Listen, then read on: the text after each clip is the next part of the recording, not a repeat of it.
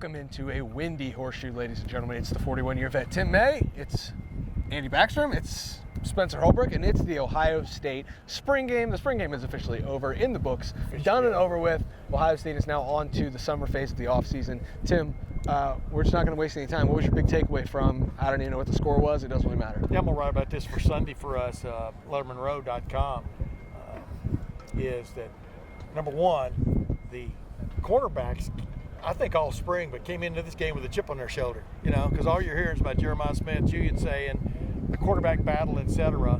And I thought the cornerbacks as a group stood out. Calvin Simpson Hunt from where? Waxahachie, there you go, Waxahachie, Texas. I thought he had a really good game, and of course he had a pick and stuff, but I think this defense, I keep going back to this, his defense tried to pin Ryan Day down on, he couldn't really take the bait, but this is as deep a defense from top to bottom as they've had in a while here, certain positions, like he pointed out, they still need some stepping up, maybe even at the linebacker spot. We'll see how that goes. But I come away from this thinking the defense is for real. Yep. I think it ended up winning, right? Yes, I don't. And then also, as I asked Ryan, I said, is it going to be tradition now that a Griffin scores the final touchdown in your spring games? Because obviously Archie Griffin skirted right in last year in a symbolic gesture. Wasn't touched, I don't think. And then his grandson, Deontay Griffin, picked it off at the goal line, Aaronola, on the very last play of the game, and took it to the house. Andy, what was your big takeaway? The defense wins. It's got to be quarterbacks for me. We saw Will Howard out here. We saw Devin Brown. We saw all the quarterbacks, actually. But I felt like Will Howard and Devin Brown were the best today. I think that Will Howard started 8 of 9. He had a couple of incompletions in the end zone, took some shots for Jeremiah Smith that were incomplete. Good coverage there by Jermaine Matthews and Davidson Ignosin. Also took a shot for Emeka Egbuka, was incomplete. That was good coverage as well. And so I just feel like, good drives, though, in general for Will Howard, and was able to extend plays with his feet when he needed to. Devin Brown did the same thing. He also just took off and ran with it a few times. He led a touchdown drive, threw a touchdown pass to one of a couple walk-ons that got involved in the passing game today. So I thought those two were pretty impressive in terms of moving the ball down the field. Julian's saying a lot of hype coming into this game. I think we all want to see how would he play in this kind of environment. He had some good moments. He also had some tough moments. He had an interception that he threw in the first half, I believe. Bounced back from that eventually to lead a touchdown drive. But overall, maybe that was the best thing that could happen, because I feel like there was just a lot of hype moving towards that way. And he's a true freshman that's trying to learn on the run. And I think that his ability to kind of progress in this offense is still really impressive. Look right over there right now. The wind is coming at our back, hitting us kind of sideways, coming out of the north. And those paper pieces are all blowing to the north. That's what you deal with wind coming over the lip of this stadium and stuff. And I think a couple of these quarterbacks got a good lesson in that today, that just because the guy's wide open and you throw it just like you would, just like at the Masters yesterday. Yeah. That doesn't mean the ball is going where you want it to. No, the wind is whipping around here, and it should be noted that, because, not everybody's going to watch this who was here. Not everybody's going to watch it who watched on Fox. But these quarterbacks were battling some elements that I don't know that you'll see a lot in August or September, maybe October and November. There's a little tornado right over there. Yeah, it is really whipping through here. And if the audio is poor, I apologize. My big takeaway from this is the offensive line, they're just experimenting. And I think it's time to have another potential transfer portal conversation. If you get to 15, which, spring practice is 15 practice progression, you get to 15 and you're just now putting Carson Hinsman at guard. You're just now having Luke Montgomery and Tager Shabola switch in at guard. You're still not 100% committed, and you won't say for certain that Josh Fryer is the right tackle, even though he only has taken right tackle reps, and you're saying maybe he could slide into guard if somebody else emerges. If you're not sure, I think you have to at least evaluate what goes in the portal. I said on radio and television and Lettermen Row podcast, the Tim May Show, that my biggest question going into spring, and it's still evidently a question for Ryan Day and Justin Fry and Chip Kelly and the offensive staff, is who's your right guard going to be? Yeah. That's the question I thought they needed to answer. If they don't feel like it's there yet, like you said, Josh Simmons came in after the spring game last year. He started at left tackle and played every game, I think. Bottom line is, that's where you go if you have to. But I think they've got the ingredients there myself. I thought it was interesting that Hinsman started the game, for what it was worth, at right guard with Seth McLaughlin at the center. Yeah. And so I think they've worked with that before this game. I don't think they just said, No. Carson, go in there and try some. I know you didn't mean that. I was going to get there because like this offensive line can't be patched together.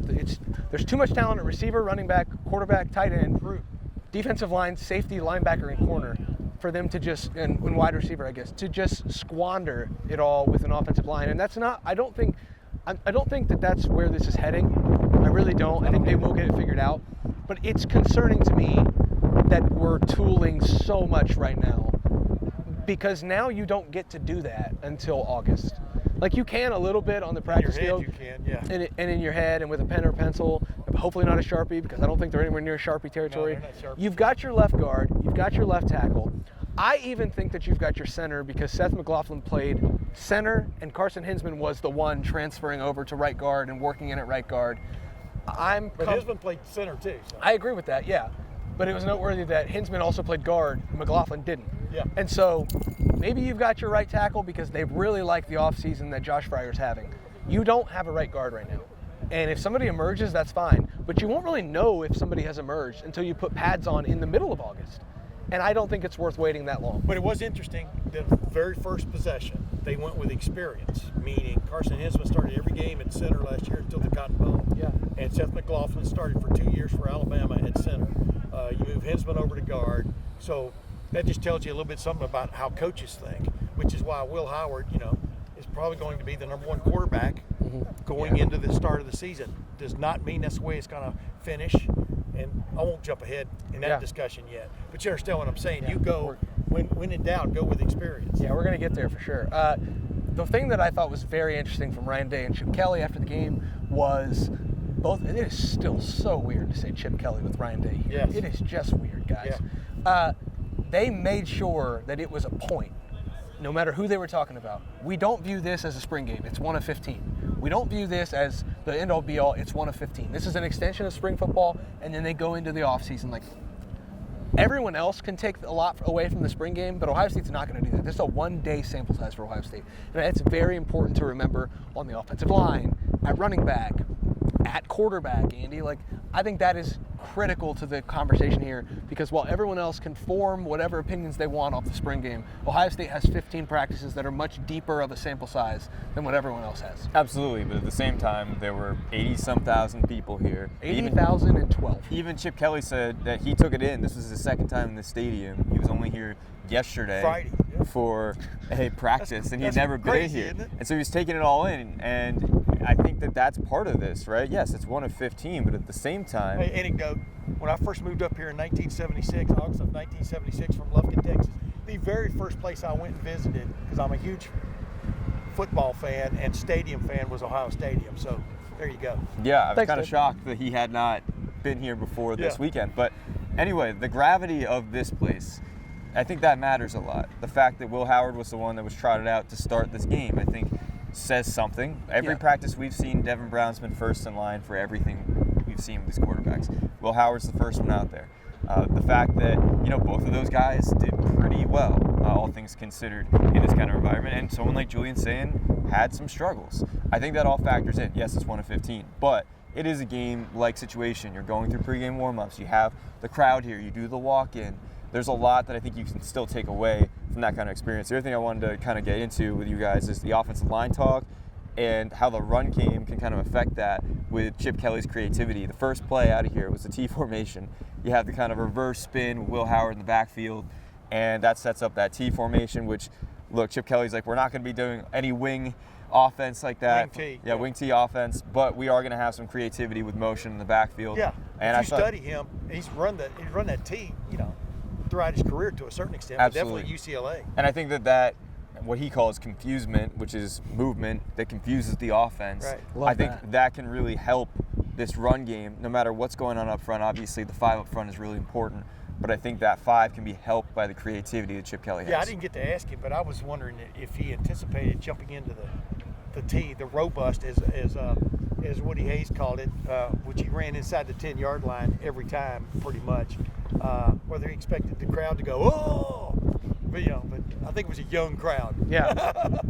They said, "What the hell is this? Yeah, Why what is it is on my this? football field? Yeah, what's this archaic formation they just jumped into?" This isn't Marvin Harrison Jr. approved. What is this?" I just like the fact that everybody wants to assign Chip Kelly certain qualities or whatever about his approach to football, because he really revolutionized the spread and the hurry up in the spread and stuff, and basically being a little bit wild to a certain extent at Oregon. But at the base of his game, if we've talked about many times on these podcasts, is running the football and running it with power. Well, Tim, I think everybody wants to categorize Chip Kelly except for Chip Kelly. Yeah. So, that's what's good. Everybody wants to put a label on him except for himself. He doesn't want to do that. So he's kind of his own guy, and you get that every time he talks, but you also see that in the offense and the way that they run their offense. Anything else before we get out of here? We've got to touch a little bit. I hate doing this, but it's part of the job now. It's what it is. The portal opens on Tuesday, and there will be some movement off of this roster. There will be some movement potentially into the roster. Tim, is there, I'm going to go to both of you guys. Maybe I'll start with Andy. Andy, is there a position that you think Ohio State, after watching what we've got to see of spring and watching the spring game, is there something about this team that you could say, I think they could use something in the transfer portal? I think running back, there's always potential now with Dallin Hayden on his way out. Yeah. You could add something there if you feel like you need to.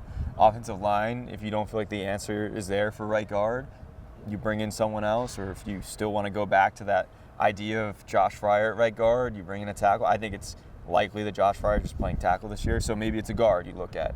And then on the defensive side of the ball, you're pretty set. I will say, though, maybe it's safety. I think there were guys that stepped up. Jalen McClain had an interception today. Inky Jones had a safety today. He had an interception today. But I think you could add someone there if you wanted to. That's probably the only position that sticks out to me defensively where maybe they're not as deep. Yeah, you heard me ask Ryan. Maybe some people didn't because I didn't have the microphone then. But do you feel compelled to let people know before Tuesday where they stand? In a pecking order kind of situation. He kind of basically said yes, but not necessarily so they can jump in the portal. Yeah. But Tuesday, there's going to be a lot of watching a video from this, and players are going to be eager to know. Now, you can jump in the portal over a 2-week span starting on the 16th. Yeah. So it's not necessarily that much of a pressure. But, Aaron Nolan, everybody had given him up for not a competitor. Well, he led 2 straight touchdown drives today. The only quarterback who did that, So what does that say about him? Granted, yeah, he was going against maybe second or third string defense, but he was working with a second or third string offense. Yeah.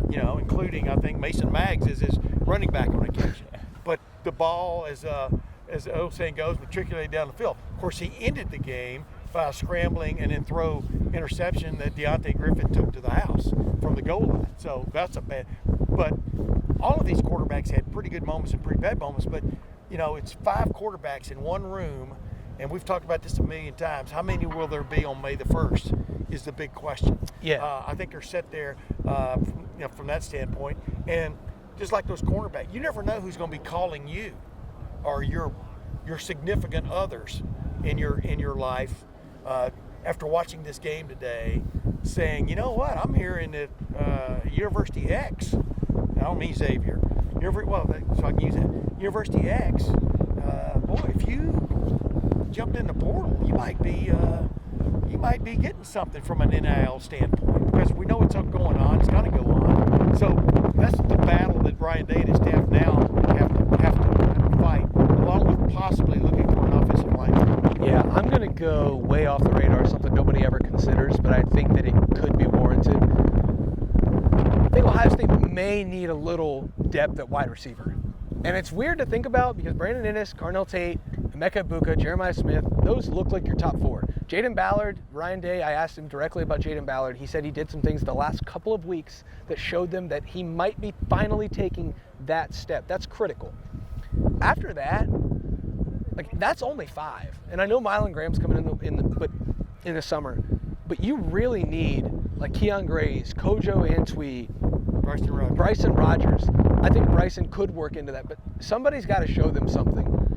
And if any of those guys eject from the room, I'm not saying that's going to happen, you're left pretty thin at a position that Emeka Ibuka was hurt last year. Like, you need help. So, like, I think that you just keep that in mind. I'm not saying that they're going to target a receiver, but I do think that that's something. But I think all 3 or 4 of those guys you just mentioned did flash in the spring. I mean, just because they didn't flash in the spring game, that means, you know, you have to have the opportunity of actually having the ball thrown to you for that to happen.